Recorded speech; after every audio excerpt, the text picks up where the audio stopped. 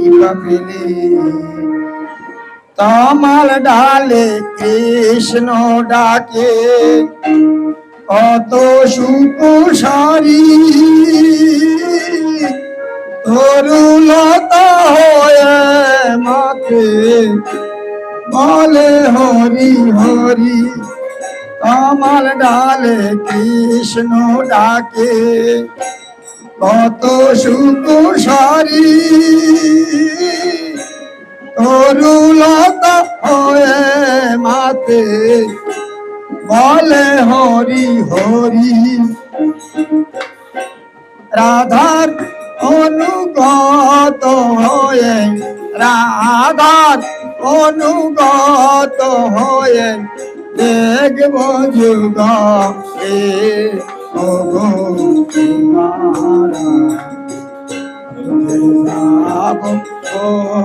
কৃপা পেলে। পশু পাখি তরু লতা পাতা সবে, পশু পাখি তরু লতা পাতা সবে কৃষ্ণ কথা বলে।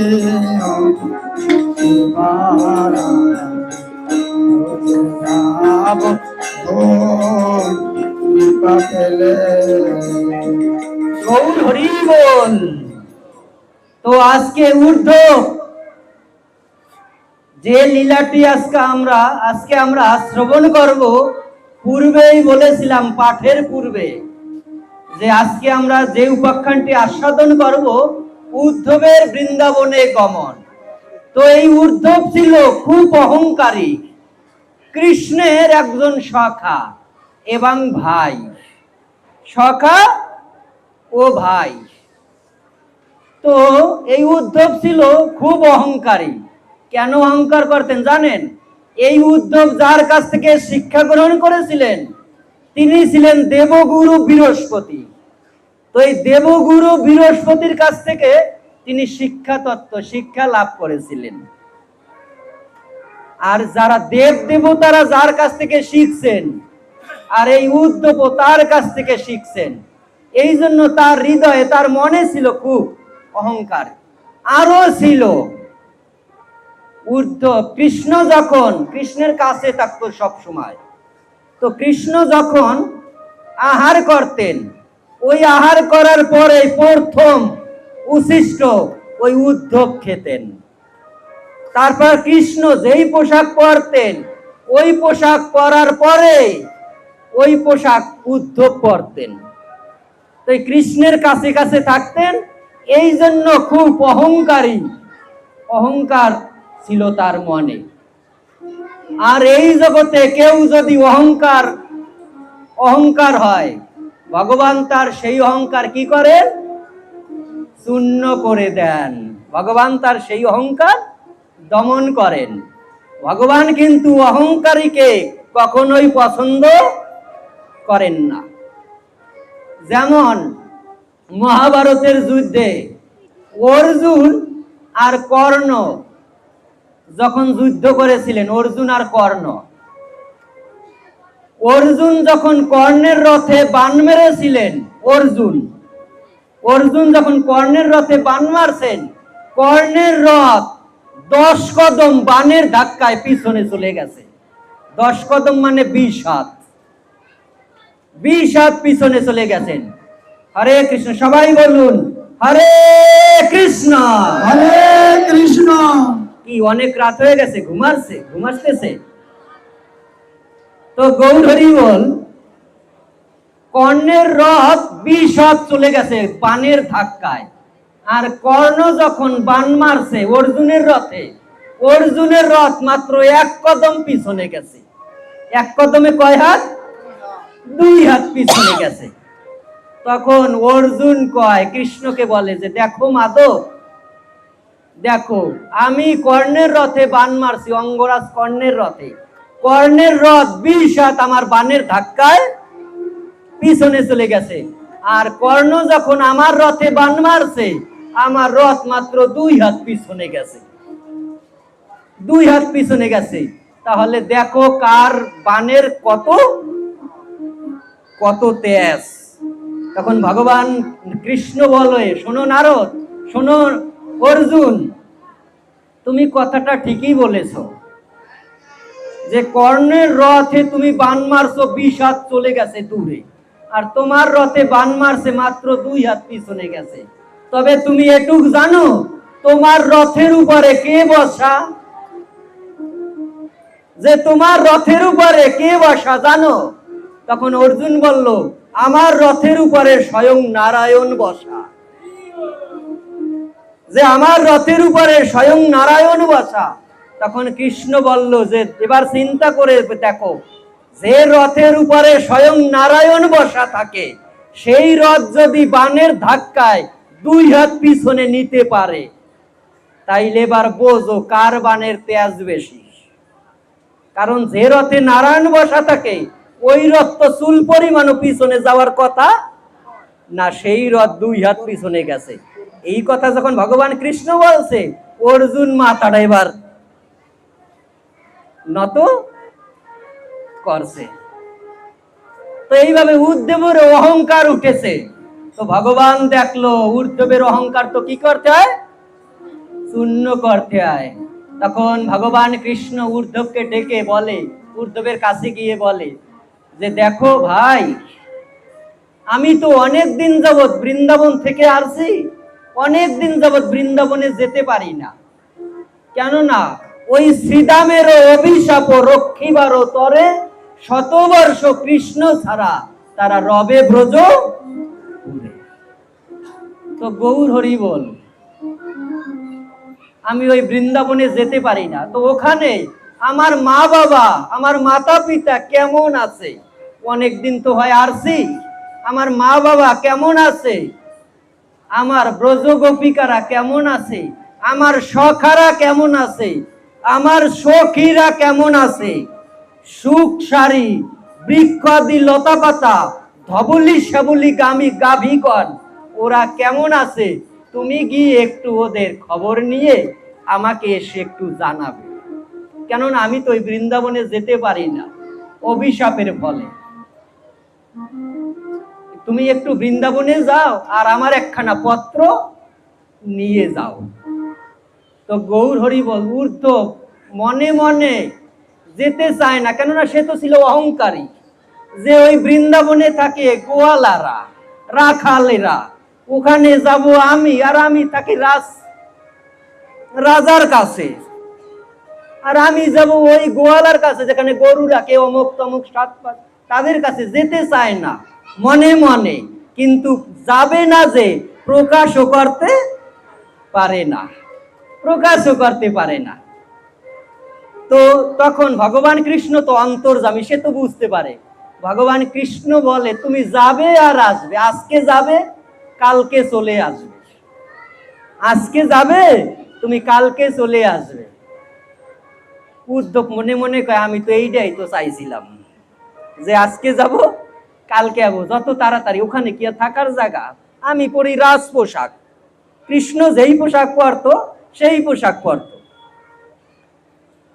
তো তখন ভগবান কৃষ্ণ যেই পোশাক পরতেন ওই পোশাক পরিয়ে ভগবানের সাজে সাজিয়ে, একদম কৃষ্ণ সাজে সাজিয়ে দিয়ে, কৃষ্ণ যেই নূপুর পরতেন ওই নূপুর উদ্ধবের পায়ে পরিয়ে দিয়ে তাকে বৃন্দাবনে পাঠিয়েছেন। তো বৃন্দাবনে গিয়ে যখন পৌঁছেছেন উদ্ধব দেখে কি বৃন্দাবনের যে করুণ অবস্থা, যে ব্রজের ওই তরুলতা তারা কয় না রে কথা, যে ব্রজের ওই তরুলতা তারা কয় না রে কথা, তারা কেঁদে কেঁদে বলিতেছে আমার প্রাণ কৃষ্ণ কথা। যে বৃন্দাবনের ওই বৃক্ষাদি লতা পাতা তারা কৃষ্ণ কথা ছাড়া অন্য কোনো কথা বলে না। যে ব্রজের ওই তরুলতা তারা কয় না রে কথা, কেঁদে কেঁদে বলিতেছে আমার প্রাণ কৃষ্ণ কথা। যে কৃষ্ণ কথা ছাড়া তারা অন্য কোনো কথা বলে না। তো এইভাবে দেখে কি বৃন্দাবনের যে করুণ অবস্থা, কেননা শ্মশানের মতো, শ্মশানে যেরকম শ্মশানে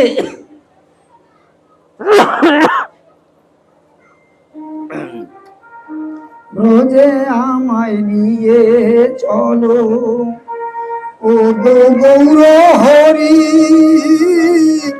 ব্রজ মাঝে হরির নামে অর্ব মধু করি, ব্রজে আমায় নিয়ে চলো, ও গো গৌর হরি, ব্রজ মাঝে হরির নামে অর্ব মধু করি। রাধার অনুগত হয়ে, রাধার অনুগত হয়ে দেখব যুগ এবার রোজে যাব কৃপা পেলে। গৌর হরি বল। যে বৃন্দাবনের এমন অবস্থা, শ্মশানে যেমন মানুষ পোড়ালে শ্মশানে যেমন হাহাকার, তেমন বৃন্দাবনের অবস্থা ওই রকম হাহাকার। কেন হাহাকার? যেদিন থেকে প্রাণকৃষ্ণ ওই বৃন্দাবন ছেড়ে চলে গেছে, যেদিন থেকে কৃষ্ণ বৃন্দাবন ছেড়ে চলে গেছে, সেদিন থেকে ওই কৃষ্ণ হারা বৃন্দাবন একেবারে শ্মশানের মতো। মা যশোদা পিতানন্দের একমাত্র নয়নের মণি চলে গেছে। ওই মাতা পিতা কি সুখে থাকতে পারে? কারো মায়ের কাছ থেকে যদি সন্তান দূরে চলে যায়, ওই মায়ের মনের ভাষা কি প্রকাশ করা যায়? প্রকাশ করা যায় না। যেমন কোনো বাচ্চা ছেলের কাছ থেকে যদি মা অনেক দূরে চলে যায়, ওই সন্তানকে যদি টাকা লজেন্স অমুক কিছু দেওয়া হয়, ওই সন্তান কি খুশি হবে? খুশি হবে না। যখন মাকে জড়িয়ে ধরবে তখন সে পরম আনন্দ পাবে। তদ্রূপ বৃন্দাবনের একমাত্র নয়নের মণি আমার প্রাণ কৃষ্ণ, মা যশোদা পিতানন্দের একমাত্র আদরের ধন চলে গেছে। কৃষ্ণ হারা হয়ে সবাই বৃন্দাবনে, সবাই কৃষ্ণ হারা হয়ে হাহাকার। কৃষ্ণ শূন্য বৃন্দাবন, কাঁদিতেছে সব গোপীগণ, আর হবে না মধুর মিলন, ও আর হবে না মধুর মিলন, ও আর হবে না মধুর মিলন। রাধা রানী কৃষ্ণ হারা, দুনয়নে বইছে ধারা, রাধা রানী কৃষ্ণ হারা, দুনয়নে বইছে ধারা, জ্ঞান হারাইল সকল গোপীগণ, ধ্যানে পয়সা বলে কৃষ্ণ, সবাই বলে কৃষ্ণ কৃষ্ণ, ধ্যানে পয়সা বলে কৃষ্ণ, সবাই বলে কৃষ্ণ কৃষ্ণ, সকলই মোহিত হয় তখন, আর হবে না মধুর মিলন, ও আর হবে না মধুর মিলন। কৃষ্ণ শূন্য বৃন্দাবন, কাঁদিতেছে সব গোপীগণ, আর হবে না মধুর মিলন, ও আর হবে না মধুর মিলন। তো গৌর হরি বল। এইভাবে বৃন্দাবনের অবস্থা দেখে আস্তে আস্তে ধীরে ধীরে কৃষ্ণের গৃহে, কৃষ্ণ যেই গৃহে থাকতেন, মা যশোদা পিতানন্দের কাছে ওই উদ্ধব গিয়েছে। উদ্ধব যখন পিতানন্দের কাছে গিয়েছে, যখন দুইজনে কুশল বার্তা আলাপ চলছে দুইজনের মাঝে, দুইজনে যখন কথা বলতে আছে, নন্দ মহারাজ বলে যে আমার একমাত্র নয়নের মণি আমাদের কৃষ্ণ আমাদেরকে একা করে আমাদেরকে রেখে চলে গেছে, আমাদেরকে ছেড়ে চলে গেছে আমাদের কৃষ্ণ। একমাত্র আমাদের আদরের ধন, নয়নের মণি আমাদেরকে ছেড়ে, আমাদেরকে রেখে চলে গেছে। আমরা কৃষ্ণ হারা হয়ে আছি। তখন উদ্ধব বলে, নন্দ মহারাজকে বলে, আরে আপনার কৃষ্ণ সে তো ভগবান, সে তো ভগবান। আপনার পুত্রের জন্য আপনারা কান্না করেন, সে তো ভগবান। আপনারা কৃষ্ণকে চিনতে পারেন নাই, সে তো আপনাদের ছেলে না, সে তো ভগবান। তখন নন্দ মহারাজ বলে, এতদিন জানতাম আমাদের পুত্র আমাদের ছেড়ে চলে গেছে, আর আজকে তোমার মুখ থেকে শুনেছি আমাদের ভগবান আমাদেরকে ছেড়েও চলে গেছে। যে এতদিন আমাদের পুত্র শোক ছিল, পুত্রের জন্য কান্না করতাম, আর আজ থেকে আমাদের ভগবান আমাদের ছেড়ে চলে গেছে, সেই ভগবানের জন্য আমাদের আজ থেকে কান্না করতে হবে। এখন বিরহ আরো দ্বিগুণ হয়েছে না? এতদিন কাঁদছে পুত্রের জন্য, আর পুত্র তো গেছে গেছেই, আবার এখন শুনে যে ভগবানও চলে গেছে, যে ভগবান চলে গেছে, আরে এখন তো আমাদের বিরহ আরো দুঃখ বেড়ে গেল। এতদিন আমরা পুত্রের জন্য কান্না করছি, আর আজ থেকে এখন পুত্রের জন্য কাঁদবো, আবার ভগবানের জন্য কাঁদবো। তো এইভাবে কথা বলার পরে আস্তে আস্তে কথা বলার পরে, কুশল মাত্রা কথা বলার পরে, ওই উদ্ধব বৃন্দাবনে ঘুরে ঘুরে দেখতে আসেন। আর দুটো পাখি চোখ বুজে বসে আছে। উদ্ধবকে আবার ওই পাখির কথা শোনার চৈতন্য শক্তি দিয়েছে উদ্ধবকে কৃষ্ণ, যাতে ওই বৃক্ষ আদি লতা পাতা কি বলে তাদের ভাষাও যেন উদ্ধব বুঝতে পারে। তো দুটো পাখি চোখ বুজে বসে আছে, আর উদ্ধব যে ওই যে গাছের তল দিয়ে হারছে, আর কৃষ্ণের পরানো নুপুরের রুনু ঝুনু করে শব্দ আসছে। তখন ওই সুখ পাখি শাড়িকে বলে যে, দেখো নয়ন খোলো, ওই মনে হয় আমাদের কৃষ্ণ আসছে, বৃন্দাবনে মনে হয় কৃষ্ণ আসছে, নয়ন খোলো, আঁখি খুলে দেখো, আমাদের গোবিন্দকে দর্শন করো। তখন শাড়ি বলল যে, না, কৃষ্ণ বৃন্দাবনে আসে নাই, তোমার ভ্রান্ত ধারণা আছে, কৃষ্ণ বৃন্দাবনে আসে নাই। তখন সুখ বলল, যদি বৃন্দাবনে না আসতো তাহলে ওই যে নুপুরের ধ্বনি শোনা যায়, কৃষ্ণের রুনু ঝুনু করে বাজিছে। তখন শাড়ি বলল, দেখো নুপুরটা যে বাজিতেছে আমার গোবিন্দের নুপুর হয়, কিন্তু যেই পায়ে নুপুর বাজিতেছে ওই পা গোবিন্দের পা নয়।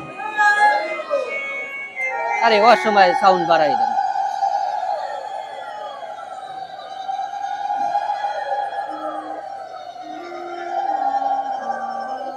আস্তে আস্তে বাড়াই, এমনি তো বোঝেন আমার একটু সমস্যা।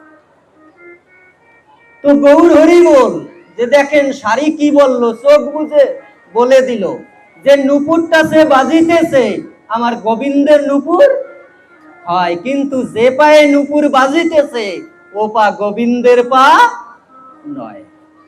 দেখেন পশু পাখির কত ভালোবাসা কৃষ্ণের প্রতি, এই কথাগুলি উদ্ধব বাবার শুনতে পাচ্ছে। আরে বৃন্দাবনের পশু পাখি হয়েও তারা কৃষ্ণ কৃষ্ণ বলে কাঁদে, বৃন্দাবনের বৃক্ষ আদি পশু পাখি হয়েও তারা কৃষ্ণ কৃষ্ণ বলে কাঁদে। এইভাবে হারছে। আর দুটো বৃক্ষ ভগবান কৃষ্ণ যেখানে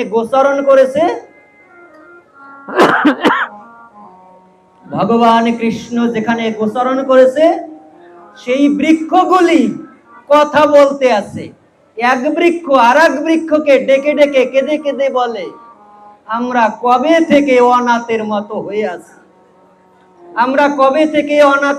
হয়ে আছি, এই বৃন্দাবন ছেড়ে আমাদের গোবিন্দ যেদিন ছেড়ে চলে গিয়েছে সেদিন থেকেই আমরা কৃষ্ণ হারা হয়ে আছি। আবার কবে এই বৃন্দাবনে এসে আমাদের প্রাণ কৃষ্ণ প্রাণ গোবিন্দ এই বৃন্দাবনে গোচারণ করিবে, আর তার অঙ্গের বাতাস কবে আমাদের অঙ্গে পরশ হবে, সেই দিন আবার এই ব্রজের জনম আমাদের ধন্য হবে। যে আমাদের বৃক্ষের জনম সেই দিন ধন্য হবে, যেদিন কৃষ্ণ এই বৃন্দাবনে এসে আবার গোচরণ করবে সকাশনে, আর যখন তার অঙ্গের বাতাস আমাদের অঙ্গে পরশ হবে, সেই দিন আমাদের এই বৃক্ষের জনম আবার ধন্য হবে। এই এক বৃক্ষ আর এক বৃক্ষকে কেঁদে কেঁদে বলছে, আর এই কথাগুলি উদ্ধব তখন শুনতে পান। তখন বলে, আরে এরা বৃন্দাবনের বৃক্ষাদি হয়েও বৃক্ষ হয়েও কৃষ্ণ কৃষ্ণ বলে কাঁদে, বৃক্ষ হয়েও কৃষ্ণ কৃষ্ণ বলে কাঁদে। যে বৃন্দাবনের দুর্ভাগাস তারা কত সৌভাগ্যবান, বৃন্দাবনের দুর্ভাগাস বৃক্ষাদি লতা পাতা তারাও কৃষ্ণ কৃষ্ণ বলে কাঁদে। যে বৃন্দাবনের দুর্ভাগাস তারা কত সৌভাগ্যবান, তারা পূর্বে গোবিন্দকে বলেছিল, হে গোবিন্দ তুমি ওই মধুমায়ে বৃন্দাবনে আমাকে ওই দুর্ভাগাস করে জন্ম দিও, তুমি যখন সখাসনে গোটে যাবে তখন ওই তোমার চরণ ধুলি পেয়ে আমাদের জনম ধন্য করব। ঘুষে যাবে মনের কালি,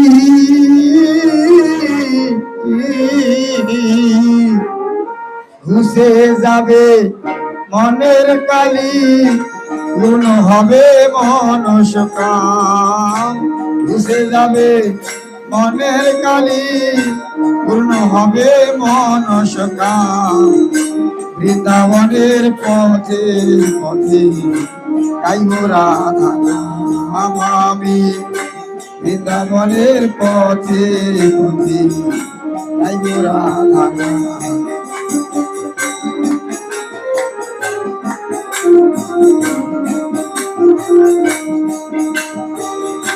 জীবনটাকে কাটিয়ে দিলাম মাতার কাঁধের মাঝে, জীবনটাকে কাটিয়ে দিলাম হাজার কাঁধের মাঝে।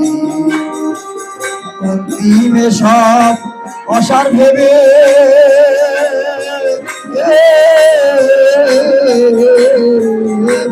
অন্তিমে সব অসার ভেবে এলাম তোমার দ্বারে।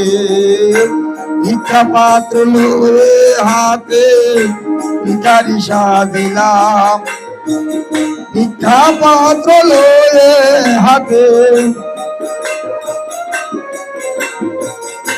ভিক্ষা পাত্র লয়ে হাতে ভিখারি সাজিলাম।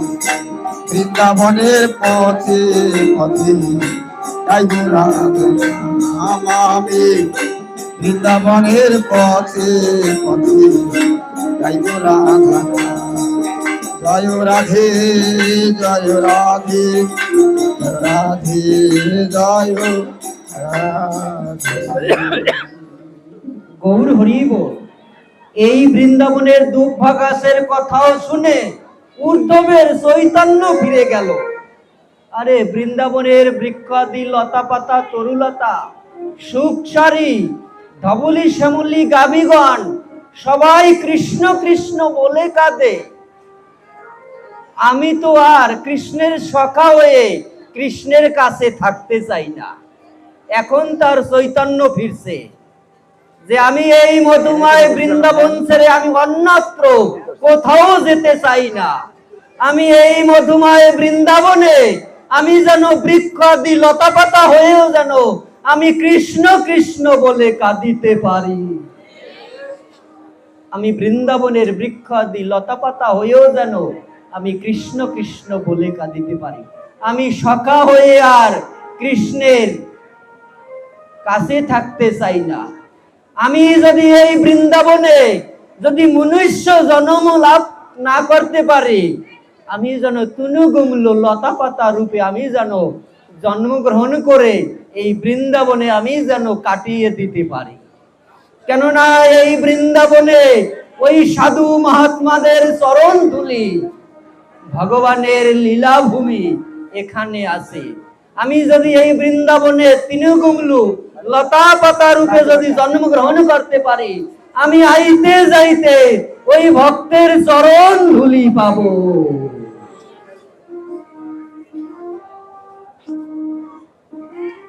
যে আমি এই বৃন্দাবনের লতা পাতা হয়ে যদি তৃণগুমলু দুব্বা ঘাস হয়ে যদি জন্মগ্রহণ করতে পারি, আমি আইতে যেতে ওই সাধু মহাত্মাদের বৈষ্ণবদের চরণ ধুলি লাভ করতে পারব। তাই দেখেন, এই দুর্লভ মনুষ্য জন্ম পেয়েছি।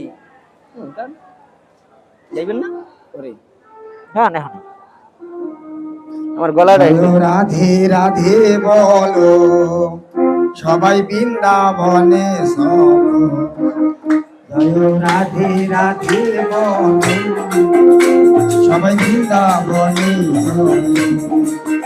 দুটি বাহু তুলে সবাই হেলে দুলে, দুটি বাহু তুলে সবাই হেলে দুলে, রাধে রাধে বলো, সবাই বৃন্দাবনে যাইবেন না অঙ্গে মাখো পরে না শেষ করে দিব, আমার গলা বসে গেছে। বলো, সবাই বৃন্দাবনে একটা ফ্যান থাকলে আর একটা যমুনার কুলে কদম্ব মূলে বাজায় বাঁশি রাধা বলে,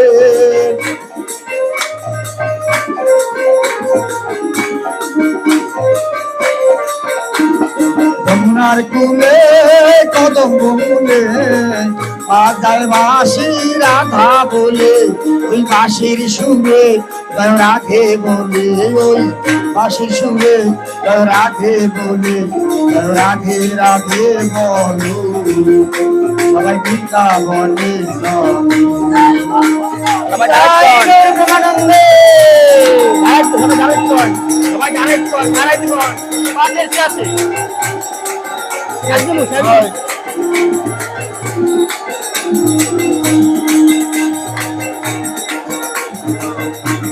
শ্যাম তুলে রাধা তুলে স্নান করি তোরা দণ্ডে দণ্ডে,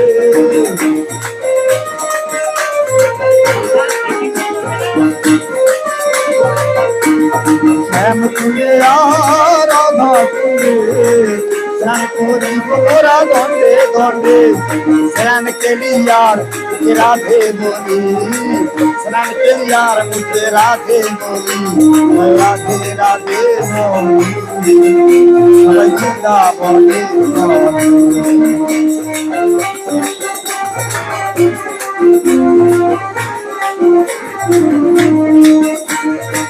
জীবনের মধুর রসে প্রেম বনায় ভেসে ভেসে, সাউন্ড কমাইলাম জীবনের মধুর রসে প্রেম বনায় ভেসে ভেসে, তারি দর্শনে রাধে বলে, তারি দর্শনে রাধে বলে, রাধে।